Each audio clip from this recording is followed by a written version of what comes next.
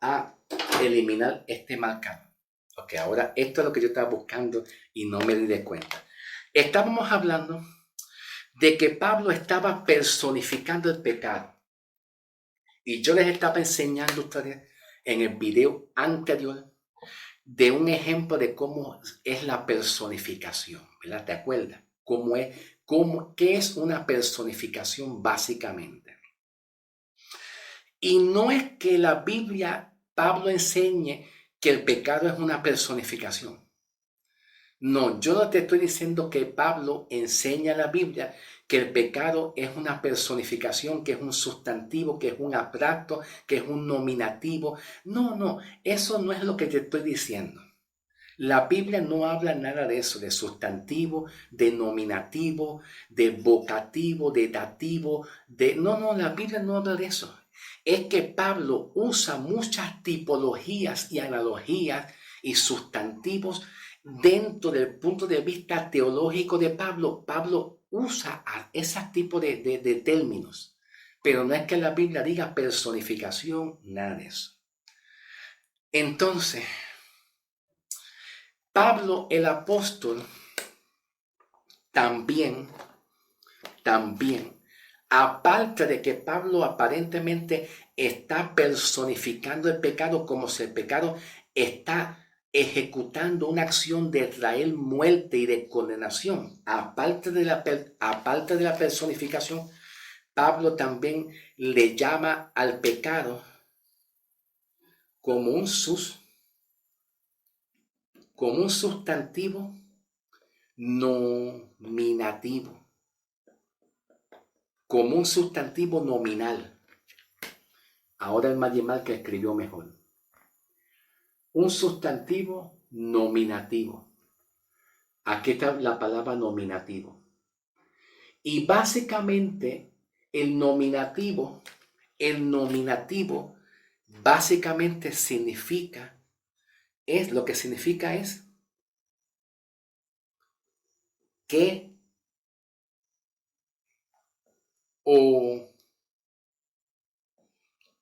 quien realiza la acción. ¿Ok? El nominativo es que o quien realiza una acción. ¿Qué o quién realiza la acción? Puede ser que el nominativo realice una acción, un verbo. Básicamente el verbo es lo que se dice que es la acción. El verbo es la acción. Correr, saltar, jugar, mover, brincar, hablar. Todo eso son verbos. Ok, perfecto. Pero el nominativo pudiera ser un verbo. O el nominativo pudiera ser que no sea un verbo. El nominativo pudiera ser un pronombre o un sujeto, porque el sujeto es quien realiza la acción. El sujeto es quien está realizando la acción. Pero el nominativo no es un verbo. El nominativo de qué o quién realiza la acción está aquí. Viene siendo la palabra el pecado. Pero entonces el nominativo, en vez de ser un verbo, pues el nominativo viene siendo el pecado, que es un sustantivo. El nominativo viene siendo el mismo sustantivo de la palabra pecado. Ese es el nominativo. El nominativo aplica a la misma palabra pecado como un sustantivo. El pecado es un sustantivo gramaticalmente y no es un verbo. ¿Ok? Entonces, ¿cómo yo te puedo explicar a ti de lo que es el nominativo. Perfecto. El nominativo es, por ejemplo, yo voy al doctor y consulto al doctor y me meto dentro de la oficina del doctor y con un gran desesperamiento le digo yo al doctor, doctor, por favor chequéeme, porque me está dando mareos constantemente, doctor, y yo quiero saber qué es la causa de mis mareos, porque a mí me está dando mareos continuamente y empiezo a sudar, doctor. Empiezo una sudadera en mi cuerpo, el cuerpo mío se calienta y de momento me siento mareado constantemente, doctor. Doctor, hágame un examen. Mándame a hacer un análisis, un examen, unos estudios para ver cuáles son los resultados de la causa del por qué yo me estoy mareando continuamente. Doctor, hágame unos exámenes, unos estudios para que ese examen revele la causa, causal del por qué yo me estoy mareando continuamente. Entonces, ese es el nominativo. El nominativo viene siendo qué. ¿Qué o quién realiza la acción? ¿Qué es lo que me está pasando que está causando que yo esté mareado continuamente? Pero entonces, cuando Pablo habla acerca del pecado y de la muerte, el nominativo viene siendo el pecado como un sustantivo, no como un verbo, sino esta vez aplica el pecado como un sustantivo, quien está causando muerte. Es el causal, la causal del por qué el pecado trajo muerte. ¿Qué es lo que trajo muerte y condenación? El mismo pecado, que es el agente, el protagonista. Ahora sigan escuchando, porque no he terminado. Todavía no he terminado. Vamos a dirigirnos ahora a la Biblia, en el capítulo 6 nuevamente. Vaya buscando su Biblia. Romanos capítulo 6, ¿ok? Romanos capítulo 6, comenzando el versículo 21, comenzando ahí. Dice Pablo, para que de tal forma como reinó el pecado, la palabra reinó es un pecado aoristo, escucha palabra. Es una palabra que es un verbo aoristo. Perfecto, pasado y perfecto. Reinó es un verbo aoristo. Y observa cómo Pablo dice, para que de la misma forma que el pecado reinó para muerte, significa que el pecado reina. El pecado reinaba para muerte. El pecado ejecutaba una acción y es dar muerte. De la misma manera, la gracia ahora reine para justicia y para vida eterna. Ahora vamos a movernos. Vayan conmigo aquí y muévete al versículo 14. Vamos para el versículo 14. Dice Pablo, y el pecado no se enseñoreará más de ustedes, porque ya no están bajo la ley, sino bajo la gracia. ¿Viste? ¿Por qué Pablo dice, y el pecado, y pone un negativo, no se enseñoreará? Porque aquí aparece no dominará, pero en el griego, en el original griego del griego, aparece no se enseñoreará. ¿Ok? Observa que aquí en el griego la palabra no se enseñoreará, la palabra enseñorear es un verbo aquí en el griego. La palabra no se enseñoreará. Esta palabra del griego es kurieuo. Aquí está. Kurieuo. Aquí está. Aquí está en el griego la palabra enseñorial y aquí se pronuncia kurieuo, de la palabra que significa enseñorial, que es un verbo infinitivo. Y este verbo infinitivo está en tiempo futuro. Pero al tener un negativo, al usar un negativo como Pablo describe aquí, y el pecado no se enseñoreará. Al usar un negativo es como decir, como si fuera un tipo de subjuntivo. Es como expresar una clase de subjuntivo. Y el subjuntivo revela una posibilidad mínima de que ocurra algo. Como que el subjuntivo indica como que algo es difícil que suceda, difícil que ocurra, difícil que ocurra. Ese es el subjuntivo. Algo que es imposible que ocurra, que no se puede, que no puede pasar. Y por eso usa un negativo aquí. Y cuando Pablo dice la palabra, el pecado no se enseñoreará, de esta misma palabra, curieu, de esta misma palabra, curieu, sale un complemento.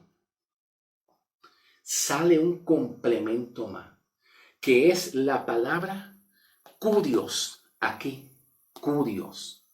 Y curios aquí significa Señor, que es otro verbo más. Pero que Pablo aparentemente con esta palabra curios aquí, que significa Señor, Pablo aparentemente como que continúa personificando esta palabra curios, que significa Señor, que es un verbo. Y está personificando esta palabra Señor como que el pecado, Pablo le llama como el Señor pecado. Ahí está. ¡Hey, Señor pecado! ¡Yuhu! Señor pecado. Tú eres el Señor y el amo, y todos los hombres están bajo tu sometimiento. Todos los hombres de este mundo son tus esclavos. Yo soy tu esclavo y tú eres mi Señor, tú eres mi amo. Pablo está personificando la palabra pecado, aparte de un sustantivo nominativo, porque el nominativo es quién o qué causa una acción, que es el mismo pecado. Pero entonces Pablo aparentemente continúa personificando la palabra pecado y la palabra enseñoreo. Pablo la pone como curios, que es el Señor, y le llama al pecado Señor pecado. Pablo le llama al pecado Señor pecado. ¡Yuhu! Señor pecado. Tú eres el Señor y yo sería entonces como tu esclavo. Pablo identifica el pecado como un señor o como un señor gobernante, como un gobernante o como un amo que se enseñorea, esclaviza a los hombres a que los hombres estén lejos de Dios, que ignoren a Dios y que los hombres estén rebeldes, enojados con Dios, enojados. Y Dios dice, vengan, obedezcan, vuelvan a mí a la obediencia. Y ese pecado está realizando una acción, haciendo que los hombres estén lejos de Dios, lejos, en una desobediencia y una rebelión. Enojado con Dios, rebelde con Dios, airoso con Dios, enemigo de Dios. ¿Ok? Y Pablo entonces personifica el pecado como el Señor pecado. Pablo entonces dice, capítulo 6, versículo 8, comenzando el versículo 7, porque el que ha muerto ha sido justificado. Ya tú no eres un pecador. Por lo cual, si hemos muerto con Cristo, creemos que viviremos. Porque nosotros sabemos que Cristo resucitó y murió entre los muertos, y Él no va a morir otra vez, y la muerte no se enseñoreará de Cristo. Y si la muerte no se enseñorea de Cristo, de ti tampoco. Porque tú naciste un hombre nuevo y cambiaste de naturaleza. Y el hombre viejo y el pecado, el cuerpo de pecado se fue. El hombre viejo se desapareció y ahora en ti hay un hombre nuevo con una nueva naturaleza. Y el Señor pecado habitaba antes en el cuerpo de pecado del hombre viejo. Pero ahora dentro de ti está Cristo y Cristo es tu amo. Ahora tú no le sirves al Señor pecado. Pecado, Señor pecado. ¡Yujú! Señor pecado, ¡yujú! Ahora yo no te sirvo a ti porque yo tengo un nuevo Señor. Yo tengo un nuevo amo que es Cristo. Y al tú cambiar de amo, al tú cambiar de dueño, el poder del pecado queda inutilizado, inoperante y no tiene efecto ni poder. Porque Cristo le quitó el poder al Señor pecado. Cristo le quitó el botín, las armas de destrucción y de condenación al Señor pecado. Lo dejó sin arma ninguna. Y el Señor pecado ya no tiene poder contra ti, aunque tú estés débil de la carne, porque dentro de ti está el Espíritu Santo. Y aunque tú tengas debilidad en la carne, el Señor pecado no tiene poder contra ti porque Cristo lo dejó inoperante, sin efecto ninguno. ¿Ves la diferencia? Ahora Pablo en el versículo 14 dice, y el pecado, ¿cuál pecado? Como un verbo, una acción. No, el pecado como un sustantivo nominativo, abstracto, que no se ve. El pecado como el Señor pecado, el Señor gobernante, el Señor amo, está hablando Pablo. Y el pecado no tiene dominio o no se enseñorea, que es la palabra kurios en el griego, que significa Señor. Entonces Pablo personifica esta palabra pecado con la palabra no se enseñoreará, diciendo que ya no tiene ninguna acción contra ti. El que tiene poder contra ti es Cristo. El que te maneja es Cristo y no el pecado para condenar tu alma. Entonces, más adelante, en el versículo 18 dice Pablo, y una vez libertados del pecado, están ustedes sometidos a la justicia. Sometidos. ¿Qué quiere decir? Están sometidos a la justicia. Que si Cristo te liberta de ese pecado, del Señor gobernante, entonces tú puedes producir fruto para justicia. Tú puedes obedecer a Cristo. Lo que hace que los hombres no puedan obedecer a Dios y sus mandamientos es el Señor pecado, que realiza una acción y es alejar a los hombres de Dios en una rebelión.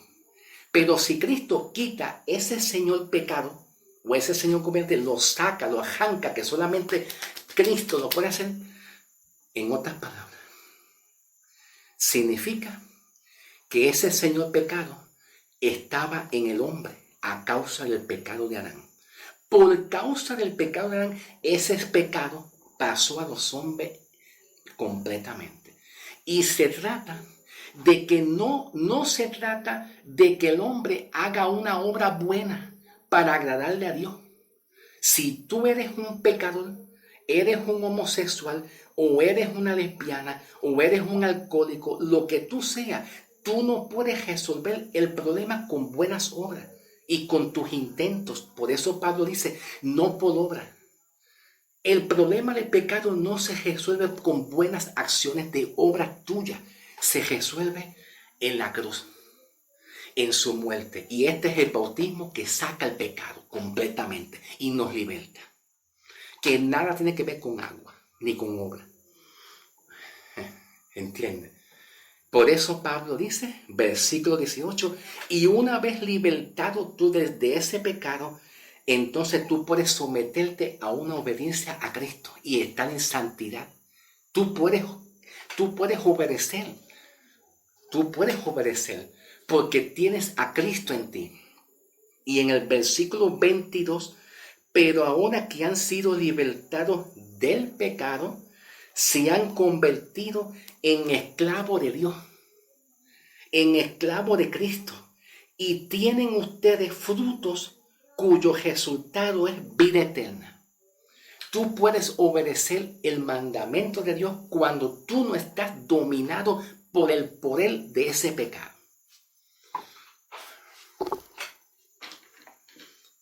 Gloria a Dios.